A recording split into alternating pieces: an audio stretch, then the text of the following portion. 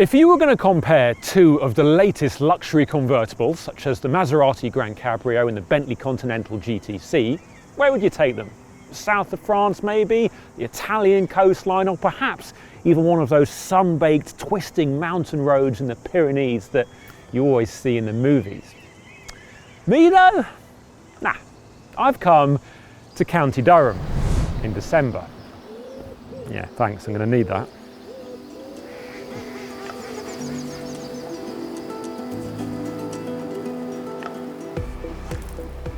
There's a couple of reasons I've chosen the greens, browns and greys of the Pennines over the blues and yellows of warmer climes, however.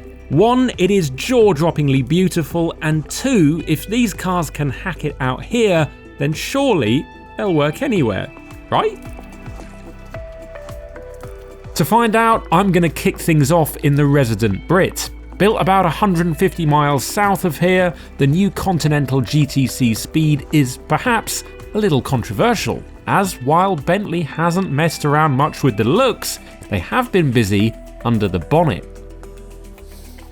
You see, while the Speed used to have a great big 6-litre W12 that put out loads of heat, even Bentley isn't immune to the push towards electrification and downsizing, hence why we've now got a 4-litre twin turbocharged V8 that doesn't put out anywhere near as much heat.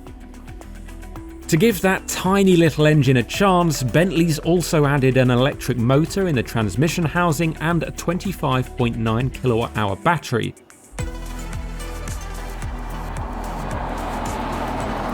The side effect of this is that despite downsizing from a W12 to a V8, the GTC Speed gains almost 300 kilograms over the last generation, and as such, it weighs over 2.6 tons. So with a little bit of help from the electric motor, the Speed now makes 771 brake horsepower and 738 pounds-foot of torque. And that means 0 to 62 miles an hour in 3.2 seconds. 3.2 in a car that weighs as much as 2 VW Golfs and a top speed of about 208 miles an hour. It is absolutely brutal speed. Incredibly though, it's not the on-paper numbers that impress most. I didn't think I'd be saying this, but the V8 plug-in hybrid powertrain is better than the W12. In that car you had to work the engine to really fly, but in this, the 187 brake horsepower electric motor means there's acceleration everywhere in the rev range. And it sounds good too. It's not piped in sound, it's not fake noise, it's just good old-fashioned organic V8. Okay, so Bentley hasn't let the sheer heft of this car affect the speed and sound part of the experience. But what about the other stuff? Well, just like the previous model, 48-volt active anti-roll bars feature, plus there's an electronic limited slip diff and all-wheel steering. Bentley's also fitted new dual-valve dampers that, unlike their single-valve counterparts, allow independent control over compression and rebound.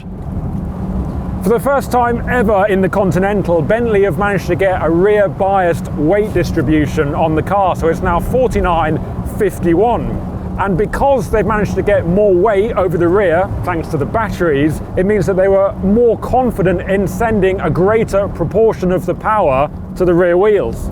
Does it feel very heavy? Yeah, it does. This is clearly never going to feel like a Lotus Exige. Does it feel very capable and sure-footed? Absolutely. Super secure. Does it feel boring? No. Oh, I don't think it does. You have to commit to the inputs. You don't just flick your hand towards the left and the car darts left, or to the right and it darts to the right. You've got to put a bit more arm into it than that, but that's no bad thing. You're hustling along a big, heavy V8. This car definitely focuses more on the touring side than the sporty side, but that's absolutely fine. It's super capable, it's still good fun, but if you want to do long distances, there's not much that will do it better than this. So, despite its colossal weight, the Speed is great fun to drive. But what about when you settle things down? Well, a flick of the drive mode selector is all it takes to get a silent Bentley EV that runs on all-electric power up to 87 miles an hour. I mean, don't get me wrong, it definitely feels strange driving a Bentley in electric-only modes. It also makes sense because it's a very refined, luxurious, comfortable car, and the silent powertrain, it just adds to that. But also, it does feel a little bit less special, which isn't the end of the world. You'll only use it around town perhaps, or on a short journey, but yeah, it's got a functional use for sure. And it's also surprisingly usable because in the electric mode, it's actually got more torque than a VW Golf R. So it's not slow. It's not like you've suddenly got yourself a bus when it comes to acceleration. Obviously, you're better off with the V8 helping it out, but yeah, it's more than happy running around just using the motor. And I guess the benefit of that is that you can drive this car all the way down to the south of France and not worry about having to charge it up. And then when you get there and you're in Monte Carlo, you're going to the casino, you can put it in EV and just drive around without ever switching the engine on. Is that a good thing when the engine is as lovely as it is in this? Maybe. But it is useful. It's also fair to say that the previous Conti GTC had a cabin far better than most, which is perhaps why Bentley hasn't really changed it. Honestly, if you thought the exterior changes were subtle, then the interior is about as copy and paste as you'll get from one generation to the next. Sure, there's new wellness seating with postural adjust and auto climate for the front seats, as well as a new quilt pattern for the leather and the option to have darkened chrome, but otherwise, it's pretty much the same.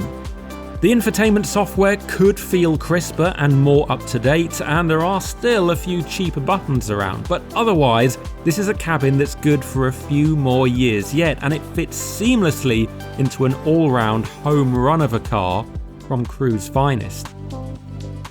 There are two problems with this car, however. The first is that the boot is absolutely tiny, especially when you've got the bag for the electric charging cable in. I mean, it's supposed to be a Grand Tourer, and just look at it. There's really not much space in there. And also, when you've got a £260,000 asking price like this car does, there's always going to be someone else ready to take your customer's cash. And this is no exception.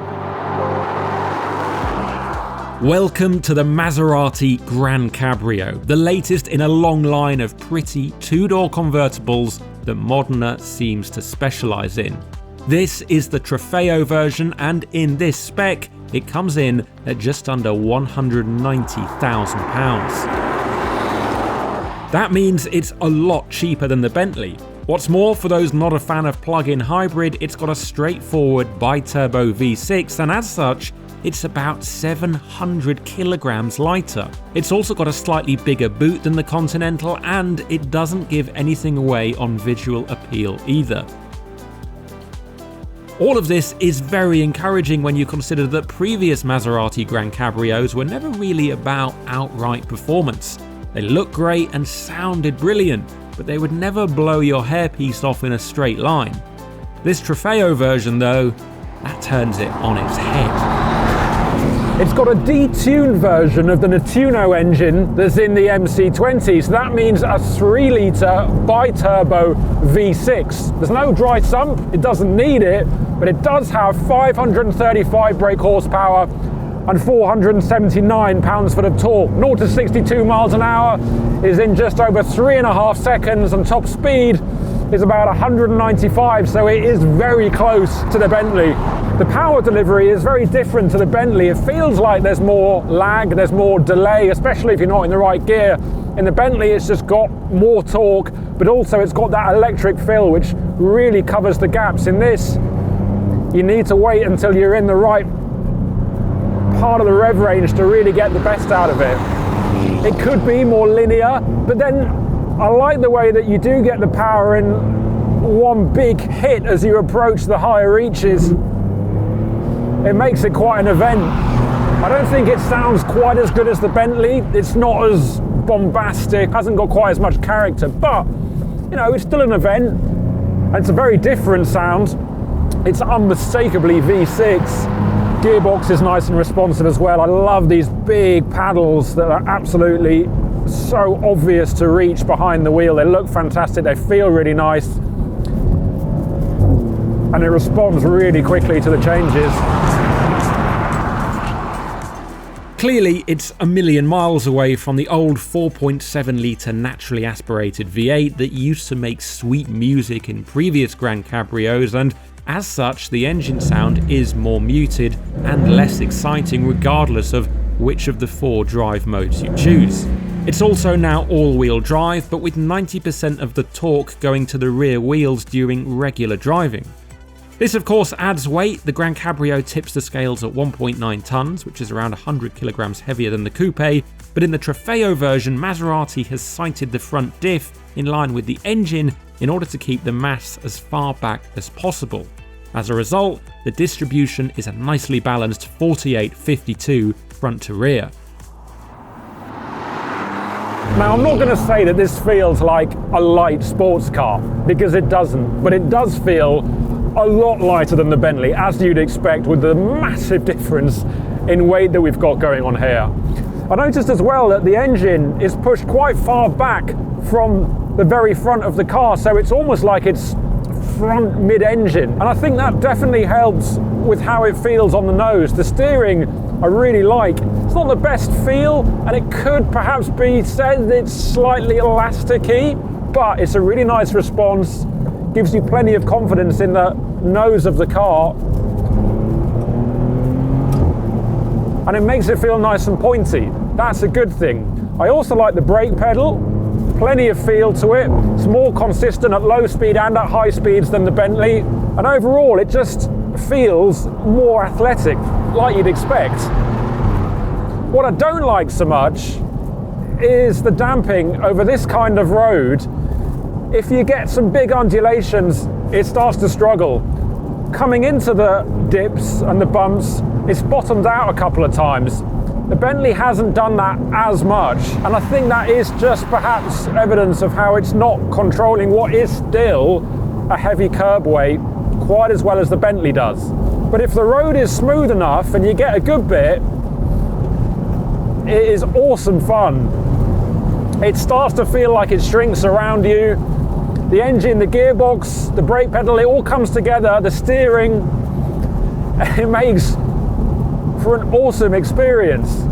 I also like how the drive mode switch is here on the steering wheel. You can really quickly go between Corsa, Sport, GT, Comfort. There's even a button to adjust the dampers. It's just like Ferrari's bumpy road mode, so you can put it in Corsa, the most serious setting, but then you can just knock the suspension off a little bit, so it isn't as firm, and that definitely helps, especially on rougher surfaces, because the ride comfort, as you'd expect, is not as good as the Bentleys. As you might have guessed, the GranCabrio is at its best when driven at 7 or 8 tenths. With the extra flex from the convertible roof, it doesn't thank you for pushing it too far, and while not on the same level as the Continental, it is a useful thing to crush long distances in. It's very handsome too, and I'd honestly have a hard time picking between the two cars for sheer visual appeal. I mean, which one do you think looks better? The Bentley has the confidence and grandeur of a car whose basic shape has been instilled in our brains for years, whereas the Maserati is somehow tauter and more athletic. I'm having a hard time picking between the two. Having said that, it's much easier to make a decision on which car has the better interior. That's not to say the Maserati isn't impressive. There's some wonderful detailing plus a tasteful mix of dark and light leathers, while the infotainment feels more up to date than the Bentleys. However, that last layer of quality around the steering wheel and center console, for example, does demonstrate the chunky price gap. Although, if you are hoping to put people in the back, the Maserati is, surprisingly, the more spacious. At the end of the day, however, once I'd finally reached the point where the heated seats and steering wheels could no longer stave off the biting cold, it was clear that both cars had their own way of doing things. The Bentley compromises in no way but how much it weighs, and of course the boot space, while the Maserati takes a sportier, more athletic approach to 4-seat convertible goodness. It's not perfect, but given the gap in price, it holds its own against the grander, more powerful Continental. In summary, the Maserati is what I'd pick for my favourite winding road, while the Bentley is the superior everyday car for making you feel special.